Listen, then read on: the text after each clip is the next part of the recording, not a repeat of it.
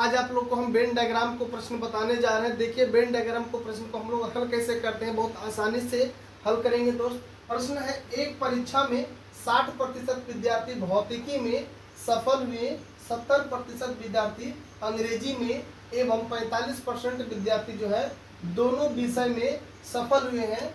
यदि 45 विद्यार्थी दोनों विषय में असफल हुए हैं तो विद्यार्थियों की कुल संख्या ज्ञात कीजिए। देखिए यहाँ पर दो सब्जेक्ट दिया है, एक दिया है भौतिकी और एक दिया है अंग्रेजी। तो हम लोग यहाँ पर दो वृत्त बना लेंगे। दो वृत्त बना लिए हैं दोस्त। अब एक जो वृत्त है वह भौतिकी का है, किसका है? भौतिकी का यानी फिजिक्स का है। और दूसरा जो वृत्त है दोस्त यह अंग्रेजी का है यानी इंग्लिश का है। अब देखिए दोस्त, ये जो पूरा वृत्त है वह फिजिक्स का है और ये पूरा वृत्त है जो वह इंग्लिश का है। अब इंग्लिश में जो है 70% लोग पास किए हैं और फिजिक्स में जो है वह 60% लोग पास किए हैं। अब हम क्या करना पड़ेगा, फिजिक्स का जो वृत्त है इसमें पूरा के पूरा 60 चाहिए और जो इंग्लिश का वृत्त है इसमें पूरा पूरा कितना चाहिए? 70 चाहिए। और ये जो बीच वाला भाग बच जाता है दोस्त, ये जो बीच वाला भाग बच जाता है यह फिजिक्स का भी है और इंग्लिश का भी, दोनों का है। तो यहाँ पर जो हम लोग मान रखेंगे वह दोनों विषय में पास किए हैं उसका मान रखेंगे। तो यहाँ पर दिया है कि 45% विद्यार्थी दोनों विषय में सफल हुए हैं। तो सबसे पहले हम लोग कुल विद्यार्थी की संख्या लोग ले लेते हैं 100। कितना ले लेते हैं? अब 100 ले लिए। अब 100 में 45% जो है विद्यार्थी दोनों विषय में पास हुए हैं। तो 100 का 45% कितना हो जाएगा? 45 हो जाएगा। अब देखिए वृत्त अगर जो हम फिजिक्स की बात करें तो वृत्त फिजिक्स में भी 45 आ गया और वृत्त इंग्लिश में भी 45 आ गया। इंग्लिश में टोटल कितना चाहिए? 70, जिसमें से 45 ऑलरेडी भर चुका है।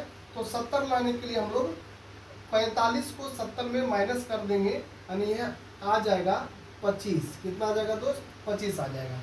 यानी अब पूरा वृत्त जो है इंग्लिश का जो पूरा वृत्त 70 होना चाहिए। तो देखिए दोनों को अगर हम जोड़ेंगे तो पूरा इंग्लिश का जो वृत्त है वो 70 आ गया। 5 5 10, 4 2 6 और 1 7। अब इसी तरह से हम लोग फिजिक्स में कितना चाहिए? 60 चाहिए। तो ऑलरेडी फिजिक्स में कितना आ चुका है? 45 आ चुका है। हम लोग यहाँ पर 15 आदि जो डाल देंगे तो 45 और 15 जोड़ेंगे तो 60 आ जाएगा। यानी फिजिक्स का टोटल कितना आ गया? 60 आ गया। ये जो हम लोग आकृति बनाए हैं वह पास का बनाए हैं। किसका बनाए हैं? पास का बनाए हैं। कहने का अर्थ हुआ कि दोनों में 45 पास हुए हैं और फिजिक्स में 60 पास हुए हैं और इंग्लिश में 70 पास हुए हैं। इस तरह से जो हम लोग का जो आकृति बनकर तैयार हुआ है वह पास का आकृति बना है। अब देखिए टोटल कितने लोग पास हुए हैं इस एग्जाम में, तो हम लोग तीनों को क्या कर देंगे?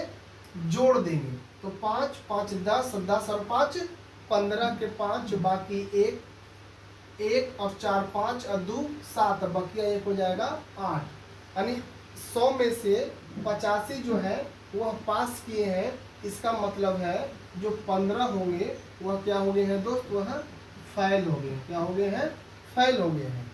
और यहाँ पर जो फेल कितने हुए हैं? तो 45 विद्यार्थी जो है फेल हुए हैं। तो हम लोग को 45 का तुलना कर देना है 15 से और निकालना है कुल संख्या विद्यार्थी का। तो कुल संख्या कितना था? 100 था। तो गुना कर देंगे हम लोग 100 से। अब इसको हम लोग कैंसिल आउट करेंगे। 15 से काटेंगे 3 बार में कटेगा तो 3 गुना 100 होगा 300। यानी ऑप्शन नंबर हो जाएगा सी।